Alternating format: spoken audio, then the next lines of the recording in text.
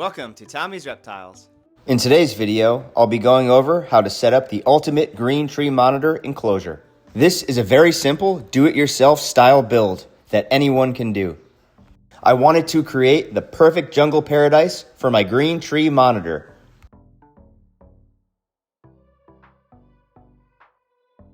Welcome to Tommy's Reptiles, a channel dedicated to all things reptiles, where I create content showing my pet reptiles, reptiles in the wild, and my reptile DIY projects.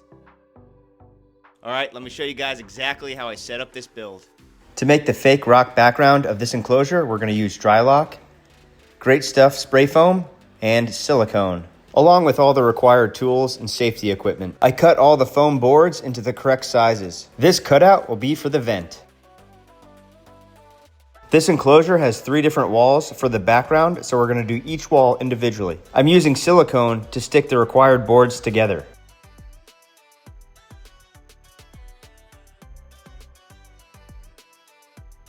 I had to make sure everything was perfect and flush, or else it wouldn't fit inside the enclosure.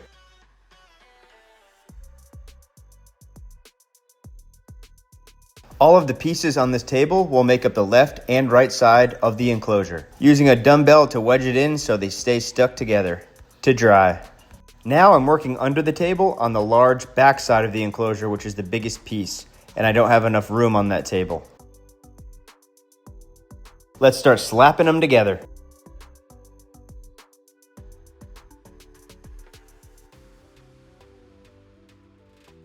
Okay, it's the next day and we're going to start adding the rock ledges and climbs.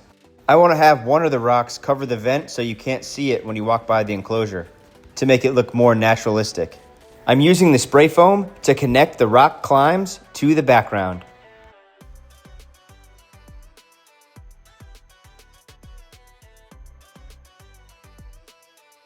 Then I traced all the outer edges with spray foam.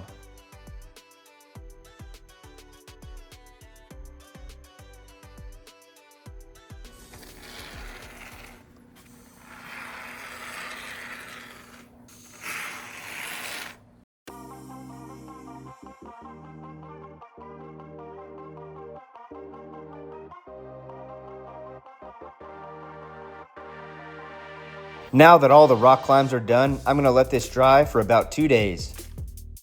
The next step was to use this hot styrofoam cutter. The reason I'm using this is because it cuts right through the styrofoam like butter, and you can make it look like a real rock. If you're using this tool, don't forget to wear a safety mask so you don't breathe in all those fumes. This really gives the styrofoam a nice texture, and you can change it up like I'm doing right here and make all different types of edges and shapes. Keep in mind, there's really no right angles in nature, so you want to do your best to eliminate those right angles.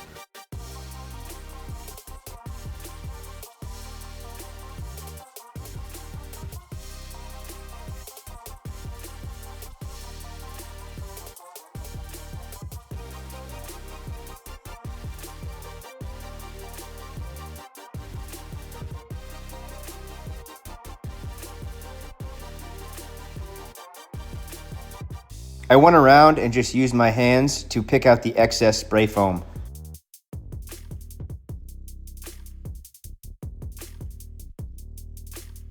Then I used this rotary tool to eliminate all the perfectly flat surfaces on these backgrounds.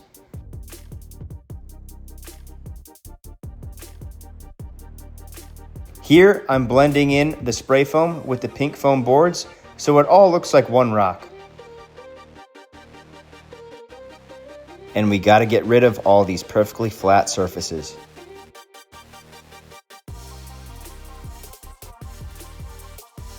Here's how it turned out up to this point. Let's use the leaf blower to blow all the foam dust off.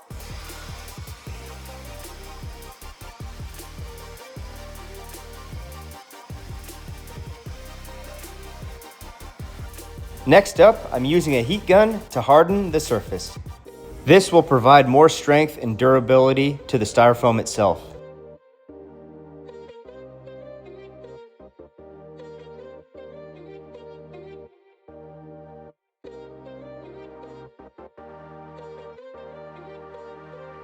Okay, all 3 panels are heat gunned, and this is what they look like so far. Time to clean up the mess. The next day, I laid out all the panels for the next step, which is applying the dry lock. The first coat was just dry lock itself. I'm using it as a thick base coat / primer. You really have to get in every nook and cranny. The 2 side panels are done. Now it's time to do the back piece.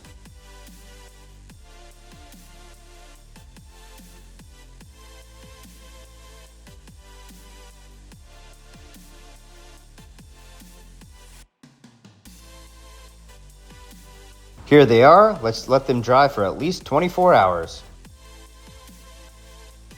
Okay, the next coat is going to be the darkest coat. So I'm using a lot of acrylic black paint. I'm going to mix it right into the dry lock and try to get it as black as possible.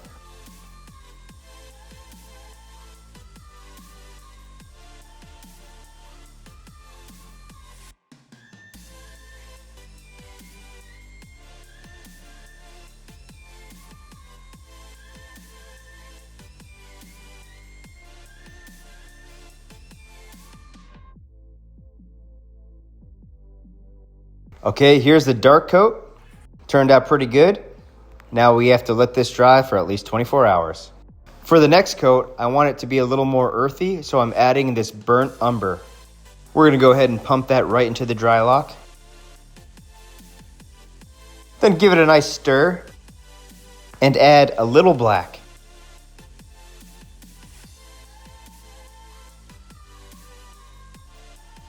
A nice earthy tone is exactly what I wanted.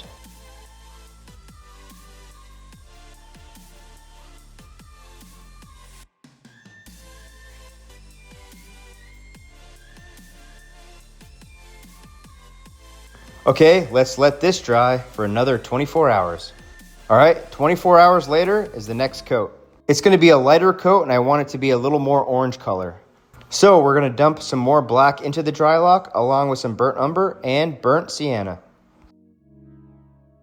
As you can see, it still has a nice earthy tone, just a little lighter than the coat before it. Okay, let's let these puppies dry for another 24 hours. For the next coat, it's just a detail coat, and all it is burnt sienna, that orange, with the dry lock.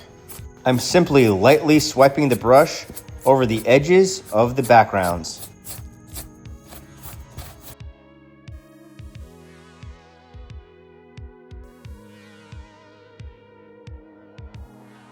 You can see it gives the styrofoam a more rock-like realistic detail. Then a couple hours later, I'm going to do the same exact thing, but with the gray color of the dry lock just on the outer edges of the rock climbs.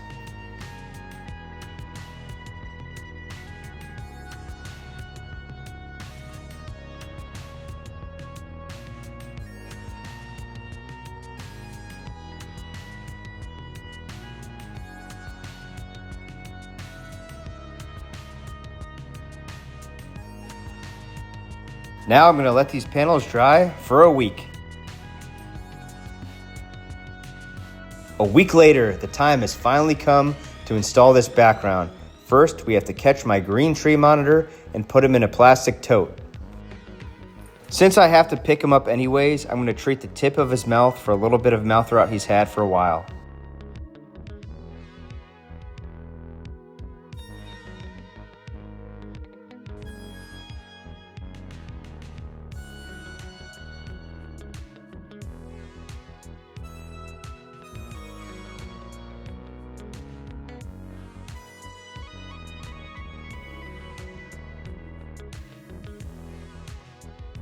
Let's remove all the stuff from his enclosure. All right, I have the back panel of the background. I finagled it in there somehow. It's a very tight squeeze. I might have mismeasured it, but it actually squeezed right in there perfectly. For the imperfections, I'm just gonna silicone a little piece of cork bark here and there. We'll never notice it anyway. Time to silicone the side panels and stick them in the rightful spots.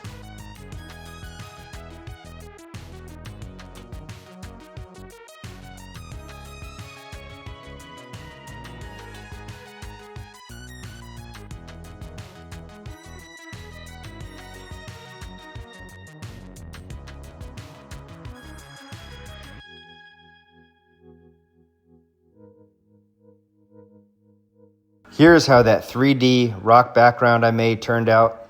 It's not perfect, but I'm definitely pleased with it. Now let's scape this enclosure.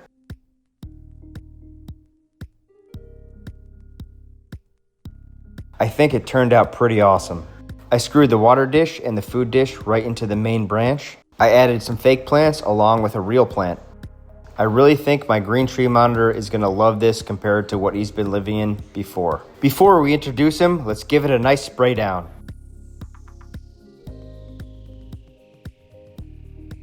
All right, buddy, it's the moment of truth.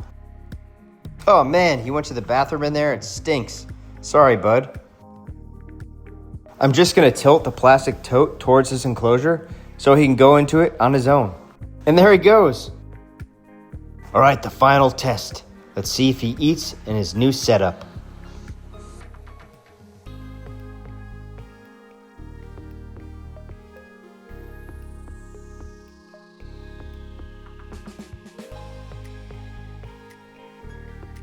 Woohoo!